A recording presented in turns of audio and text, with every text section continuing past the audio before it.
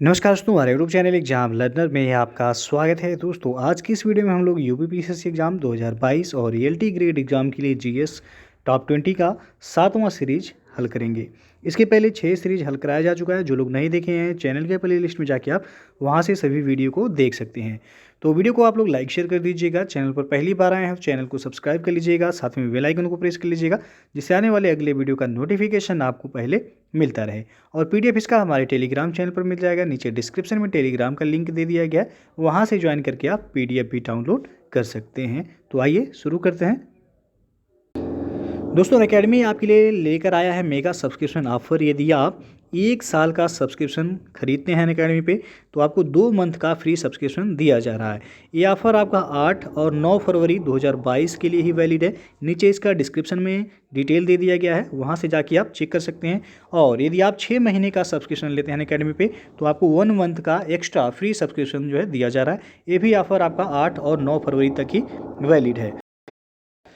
और दोस्तों अकेडमी जो है आपके लिए लेकर आया है गवर्नमेंट एग्जाम स्कॉलरशिप टेस्ट। यदि आप एसएससी बैंक या रेलवे एग्जाम की तैयारी कर रहे हैं तो इस टेस्ट को आप लोग जरूर दीजिएगा। 20 फरवरी 2022 को यह टेस्ट संपन्न होगा। और इसमें बैंक एग्जाम के लिए 10 बजे सुबह है, एसएससी एग्जाम के लिए 2 बजे टेस्ट होगा और रेलवे एग्जाम के लिए 5 बजे। तो नीचे इसका डिटेल भी दे दिया गया, वहाँ से जाकर आप इनरोल हो सकते हैं और ढेर सारे जो है इनाम आप जीत सकते हैं। आप जैसा कि देख सकते हैं यहाँ पे रैंक 1 जो लाएगा जो है उनके लिए लैपटॉप है, और रैंक 2 से लेकर 6 तक सैमसंग का गैलेक्सी स्मार्टफोन है, और रैंक 7 से लेकर के रैंक 16 तक जो JBL का ट्रू वायरलेस ईयरबड है। तो आप इस टेस्ट को ज्वाइन करके जो है इनाम जीत सकते हैं। और ये आपका 20 फरवरी 2022 को टेस्ट आयोजित होगा अनअकैडमी पर। दोस्तों जो है UPSSC वीडियो एग्जाम का भी अनअकैडमी पे बैच शुरू कर दिया गया है। तो आप देख सकते हैं इसका फीस स्ट्रक्चर जो है 1 मंथ का जो है 900 रुपये लगेगा, 3 मंथ का 2250 रुपये है, 6 मंथ का 4050 और 12 मंथ का 4950 रुपये है। तो यदि आप जो है वीडियो एग्ज़ाम क्रैक करना चाहते हैं तो आप अनअकैडमी से जुड़ सकते हैं। नीचे डिस्क्रिप्शन में पूरा डिटेल दे दिया गया है, वहाँ से जाके आप चेक कर सकते हैं। और सब्सक्रिप्शन लेते समय या फिर जो है आप एक कोड यूज कर सकते हैं कोई भी सब्सक्रिप्शन लेते समय यूपी एग्ज़ाम 10 या एग्ज़ाम लर्नर, तो आपको 10% का एडिशनल भी जो है डिस्काउंट मिल जाएगा। तो ये रेफरल कोड आप जो है यूज जरूर कीजिएगा। सब्सक्रिप्शन लेते समय आपको 10% का यहाँ पे डिस्काउंट मिल जाएगा। तो दोस्तों आज का जो पहला प्रश्न है आप देख सकते हैं कि स्तनधारियों की कोशिका के निम्नलिखित में से किस अंगक में जल अपघटनीय एंजाइम प्रचुर मात्रा में होते हैं। तो यहाँ पे ऑप्शन जो सही हो जाएगा सी ऑप्शन लाइसोसोम। लाइसोसोम जंतु कोशिका में प्रचुर मात्रा में पाए जाते हैं। ये अंतः कोशिकीय पाचन के मुख्य स्थान होते हैं और इसमें विभिन्न प्रकार के जल अपघटनीय एंजाइम प्रचुर मात्रा में पाए जाते हैं, जैसे कि हाइड्रोलेज, लाइपेज और प्रोटीएज। तो यहाँ पे सी ऑप्शन सही हो जाएगा लाइसोसोम। अगला प्रश्न अब है कि एंटीबायोटिक के संदर्भ में निम्नलिखित कथनों पर विचार कीजिए। पहला दिया गया है यह सामान्यतः बैक्टीरिया के महत्वपूर्ण जैव रासायनिक मार्ग को बंद कर देते हैं, और दूसरा दिया गया है कि यह वायरस संक्रमण पर भी कारगर साबित होते हैं। तो उपयुक्त कथनों में से कौन सा सही है। तो यहाँ पे केवल एक सही है, दूसरा गलत है। तो यहाँ ऑप्शन ए सही हो जाएगा। एंटीबायोटिक ये सामान्यतः बैक्टीरिया के महत्वपूर्ण जैव रासायनिक मार्ग को बंद कर देते हैं। उदाहरण के रूप में देखा जाए तो बहुत से बैक्टीरिया अपनी रक्षा के लिए कोशिका भित्ति बना लेते हैं और पेनिसिलिन उनकी इस प्रक्रिया को बाधित कर देता है, जिस कारण वे कोशिका भित्ति नहीं बना पाते हैं और सरलता से मर जाते हैं। मानव की कोशिकाओं में कोशिका भित्ति नहीं होती, इसीलिए पेनिसिलिन का प्रभाव उन पर नहीं होता। और वायरस में जो है बैक्टीरिया के जैसा कोई मार्ग नहीं होता जिसे बाधित करने से उनकी मृत्यु हो जाए। इसी कारण कोई एंटीबायोटिक वायरस संक्रमण पर प्रभावकारी नहीं है। तो यहाँ पे ए ऑप्शन सही होगा, केवल एक जो है सही है। अगला प्रश्न अब है निम्न में से कौन सा सुमेलित नहीं है। 4 ऑप्शन दिया गया है, इसमें आपको बताना है कौन सा सुमेलित नहीं है। तो सी ऑप्शन आप देख सकते हैं बराक है, युद्धपोत दिया गया, ये आपका गलत है। बराक एक मिसाइल है ना कि युद्धपोत। तो यहाँ पे सी ऑप्शन सही हो जाएगा। जो प्रक्षेपास्त्र जो है रोधी रक्षा प्रणाली पर यह आधारित है बराक मिसाइल, और इसका विकास जो है इजराइल के द्वारा किया गया है, जहाँ से 2003 में यह भारत को प्राप्त हुआ था बराक। तो यह मिसाइल है ना कि युद्धपोत। बाकी सभी सुमेलित हैं। पिनाका ये मल्टी बैरल रॉकेट लॉन्चर है, अर्जुन युद्धक टैंक है, तेजस ये लड़ाकू विमान है। अगला प्रश्न अब देखते हैं कि अनुच्छेद 107 के अनुसार लोकसभा के विघटन का लंबित विधेयकों पर पड़ने वाले प्रभाव के संबंध में सत्य कथन है। पहला है लोकसभा का लंबित कुछ विधेयक समाप्त नहीं होते हैं। दूसरा दिया गया है राज्यसभा में लंबित विधेयक जिसे लोकसभा ने पारित नहीं किया है समाप्त हो जाएगा। तो यहाँ पे जो सही होगा आपका डी विकल्प, इनमें से कोई नहीं। अनुच्छेद 107 ये लोकसभा के विघटन का प्रभाव देखा जाए तो लोकसभा में लंबित सभी विधेयक समाप्त हो जाते हैं, तो यहाँ दिया गया समाप्त नहीं होते हैं, तो ये भी गलत हो जाएगा आपका। और राज्यसभा में लंबित वे विधेयक जिन्हें लोकसभा ने पारित नहीं किया है वह समाप्त नहीं होते हैं, तो ये भी जो है आपका गलत हो जाएगा। और लोकसभा द्वारा पारित वे विधेयक जो राज्यसभा में लंबित हैं वह समाप्त हो जाते हैं। तो इसमें आपका दोनों ही कथन जो है आपका सही नहीं है। सत्य कथन आपसे पूछा गया कौन सा सत्य है, तो दोनों सही नहीं है, इनमें से कोई नहीं, डी ऑप्शन सही हो जाएगा। अगला प्रश्न अब आपका है कि सुमेलित करना है, सूची 1 को सूची 2 से मिलान करना है। तो सबसे पहले है अनुच्छेद 98। अनुच्छेद 98 आपका संसद का सचिवालय से संबंधित है, तो ये क्या हो जाएगा यहाँ चौथा। अनुच्छेद 100 का 1 जो है तो यह सभापति या अध्यक्ष का निर्णायक मत से संबंधित है, तो बी का हो जाएगा यहाँ पे तीसरा। फिर है आपका अनुच्छेद 102, तो यह संसद सदस्यों की निरर्हताएं से संबंधित है, सी का हो जाएगा दूसरा। और अनुच्छेद 105 ये संसद के विशेषाधिकार से संबंधित है, डी का हो जाएगा पहला। 4, 3, 2, 1, तो 4, 3, 2, 1 आप देख सकते हैं कि सी ऑप्शन यहाँ सही हो जाएगा। अगला प्रश्न है राज्यपाल की वित्तीय शक्तियों के संबंध में सत्य कथन है। पहला दिया गया कि उसकी अनुमति के बिना किसी तरह के अनुदान की मांग नहीं की जा सकती है, और दूसरा दिया गया है किसी अप्रत्याशित व्यय के लिए राज्यपाल भारत की संचित निधि से अग्रिम ले सकता है। तो कौन सा ऑप्शन इसमें सही होगा, तो पहला इसमें सही हो जाएगा, दूसरा जो है गलत है, तो ऑप्शन ये सही होगा, केवल एक सही है। राज्यपाल की सहमति से ही किसी भी अनुदान की मांग वह राज्य सरकार द्वारा की जा सकती है, और अप्रत्याशित व्यय हेतु राज्यपाल राज्य की संचित निधि से अग्रिम ले सकता है, न कि भारत की संचित निधि से, इसलिए दूसरा यहाँ गलत हो जाएगा। तो ए ऑप्शन सही हो जाएगा, केवल एक सही है। अगला प्रश्न देखते हैं कि विधान परिषद के विषय में सत्य कथन है। तो पहला दिया गया है इसकी स्थापना या उन्मूलन का अधिकार अनुच्छेद 169 के तहत संसद को है, तो बिल्कुल सही है, पहला यहाँ पे सही है। और दूसरा दिया गया विधान परिषद के सदस्यों की कुल संख्या राज्य की विधानसभा सदस्यों की कुल संख्या के 2/3 से अधिक नहीं होगी, तो यहाँ पे आपका 2/3 दिया गया, ये गलत हो जाएगा, 1/3 से अधिक नहीं होगी, तो इसलिए आपका दूसरा यहाँ पे गलत हो जाएगा। तीसरा दिया गया है इसके 1/12 सदस्यों का चुनाव कम से कम 3 वर्ष पूर्व स्नातक कर चुके व्यक्तियों द्वारा किया जाता है, तो ये भी आपका सही है। इसमें आपको बता दें कि 1/3 जो वह विधानसभा के द्वारा, और 1/3 वह स्थानीय स्वशासन संस्थाओं द्वारा, और 1/12 वह स्नातकों द्वारा, और शिक्षकों द्वारा भी 1/12, और राष्ट्रपति के द्वारा यह 1/6 होता है। तो यहाँ पे पहला और तीसरा सही है, दूसरा गलत है, तो ऑप्शन में सही पूछा गया था कौन सा होगा, तो 1 और 3 यानी कि सी ऑप्शन सही हो जाएगा यहाँ। अगला प्रश्न है सुमेलित करना है, एक तरफ अनुच्छेद दिया गया, दूसरी तरफ संबंधित राज्य दिया गया है। तो 239 का ये दिल्ली प्रशासन से संबंधित है, तो यहाँ पे ये का हो जाएगा चौथा।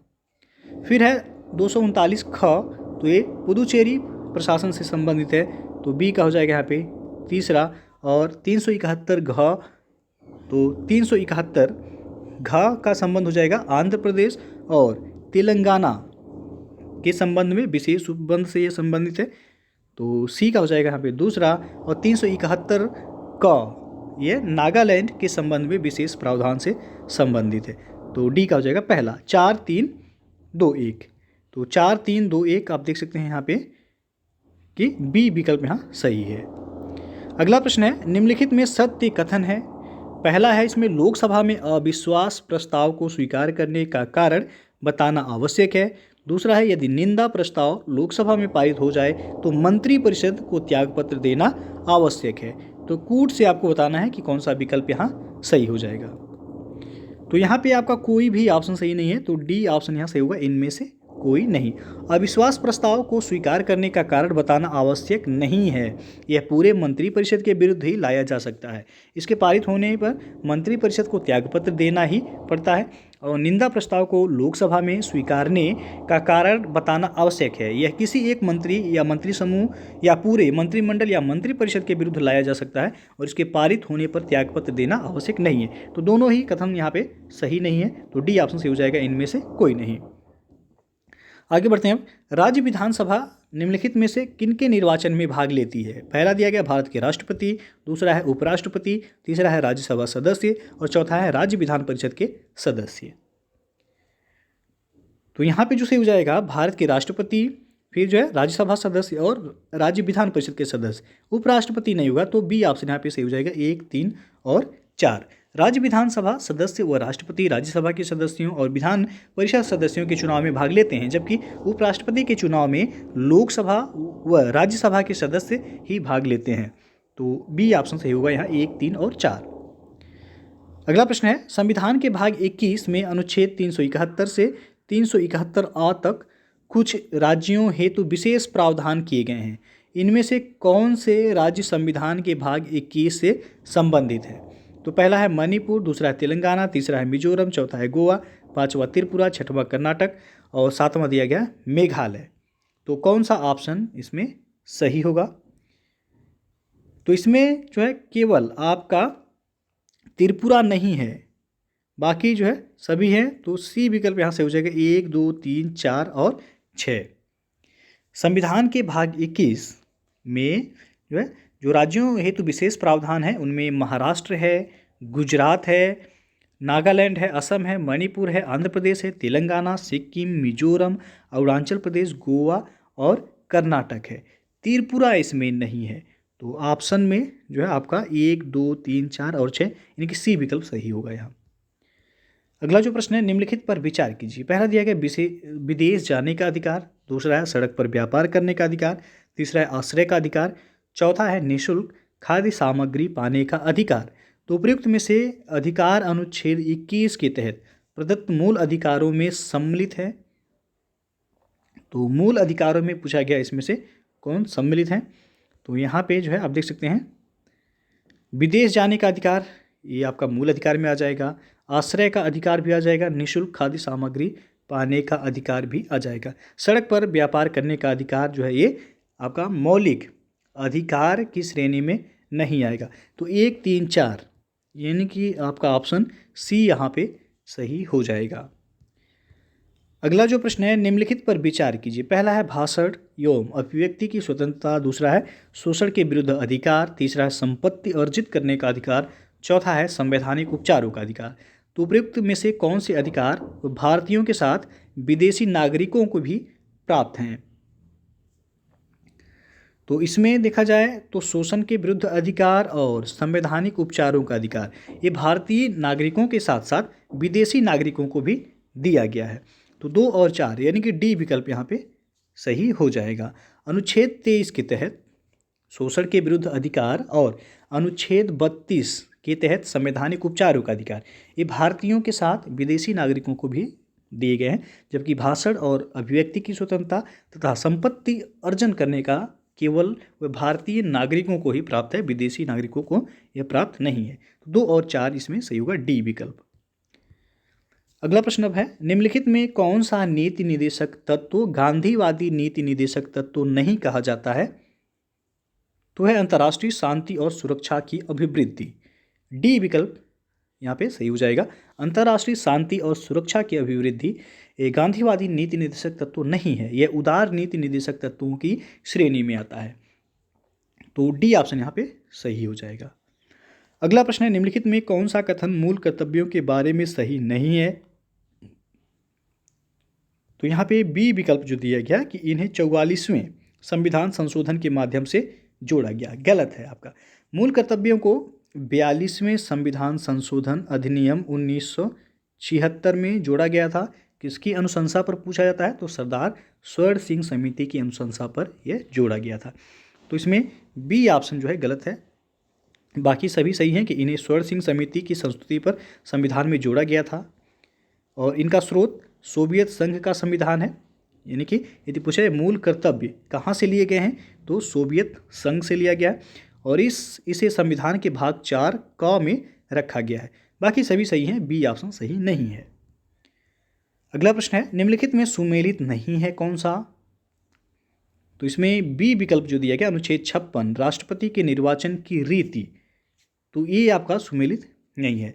अनुच्छेद 56 में है कि राष्ट्रपति की पदावधि के बारे में और राष्ट्रपति के निर्वाचन की रीति जो है अनुच्छेद ये 55 में है, तो बी ऑप्शन आपका सुमेलित नहीं है। बाकी अनुच्छेद 54 में राष्ट्रपति का निर्वाचन है, अनुच्छेद 58 में है राष्ट्रपति निर्वाचित होने की अर्हताएं, अनुच्छेद 60 में है राष्ट्रपति द्वारा शपथ प्रतिज्ञा। अगला प्रश्न है कथन 1 दिया गया प्रधानमंत्री कार्यपालिका का अध्यक्ष होता है, कथन दूसरा है प्रधानमंत्री लोकसभा द्वारा निर्वाचित होता है। तो कूट से आपको बताना है कि कौन सा ऑप्शन सही हो जाएगा यहाँ। तो यहाँ पे देखा जाए तो दोनों ही कथन गलत हैं, डी ऑप्शन सही होगा। भारतीय संघ की कार्यपालिका का अध्यक्ष वह भारत का राष्ट्रपति होता है और प्रधानमंत्री की नियुक्ति जो है राष्ट्रपति द्वारा की जाती है, वह दोनों सदनों में से किसी सदन का अध्यक्ष हो सकता है। तो दोनों ही कथन गलत हैं, यहाँ पे डी ऑप्शन सही हो जाएगा। अगला प्रश्न है निम्नलिखित में से कौन सा लक्षण संघीय संविधान का नहीं है? तो इसमें आपातकाल की घोषणा, डी ऑप्शन सही होगा। आपातकाल की घोषणा यह संघीय संविधान का लक्षण नहीं है, यह एकात्मक संविधान का लक्षण है, क्योंकि आपातकाल की घोषणा केवल केंद्र सरकार कर सकती है, राज्य सरकार इसकी घोषणा नहीं कर सकती है। और अगला प्रश्न है उच्च न्यायालय के संबंध में कौन सा कथन सही नहीं है? तो यहाँ पे आप देख सकते हैं उच्च न्यायालय पूछा गया है, तो डी ऑप्शन सही होगा यहाँ पे कि कोई कथन इसमें सही नहीं है। उच्च न्यायालय के न्यायाधीश की नियुक्ति जो है राज्यपाल नहीं बल्कि राष्ट्रपति करता है, तो गलत हो जाएगा। दूसरा दिया गया राज्य विधानमंडल उच्च न्यायालय की न्यायिक क्षेत्र में विस्तार कर सकती है, तो जो है ये संसद को अधिकार है कि वह उच्च न्यायालय की न्यायिक क्षेत्र में विस्तार कर सकती है, न कि राज्य विधानमंडल, इसलिए ये भी गलत हो जाएगा। एक उच्च न्यायालय का क्षेत्राधिकार केवल एक राज्य में होता है, ये भी गलत है आपका। 2 राज्यों या अधिक का एक जो है संयुक्त उच्च न्यायालय भी हो सकता है, तो कोई कथन सही नहीं है यहाँ। अगला प्रश्न है निम्नलिखित में से किस समिति का संबंध केंद्र राज्य संबंध से नहीं है? तो यहाँ पे डी विकल्प दिया गया है जो राधाकृष्णन समिति, तो राधाकृष्णन समिति का संबंध केंद्र राज्य संबंध से नहीं है। बाकी वेंकट चलैया समिति का संबंध जो है केंद्र राज्य संबंध से है, और शीतलवाड़ समिति का भी है, राजमन्नार समिति का भी संबंध केंद्र राज्य संबंधियों से है। सरकारिया समिति भी जो कि कई बार पूछा गया एग्जाम में, उसका भी संबंध जो है केंद्र और राज्य संबंधों से है, तो डी विकल्प यहाँ पे सही हो जाएगा आपका। तो दोस्तों ये था आपका आज के टॉप 20 जीएस के क्वेश्चन। तो वीडियो यदि अच्छा लगा हो लाइक शेयर कर दीजिएगा, चैनल को सब्सक्राइब नहीं किए हैं तो चैनल को सब्सक्राइब कर लीजिएगा, साथ में बेल आइकन को प्रेस कर लीजिएगा जिससे आने वाले अगले वीडियो का नोटिफिकेशन आपको पहले मिलता रहे। और पीडीएफ आपको हमारे टेलीग्राम चैनल पर मिल जाएगा, नीचे डिस्क्रिप्शन में लिंक दे दिया गया है, या फिर आप जाके टेलीग्राम पे एग्जाम लर्नर लिख करके सर्च कर लीजिएगा और वहाँ से ज्वाइन करके आप पीडीएफ इसका डाउनलोड कर सकते हैं। तो वीडियो को पूरा देखने के लिए बहुत बहुत धन्यवाद।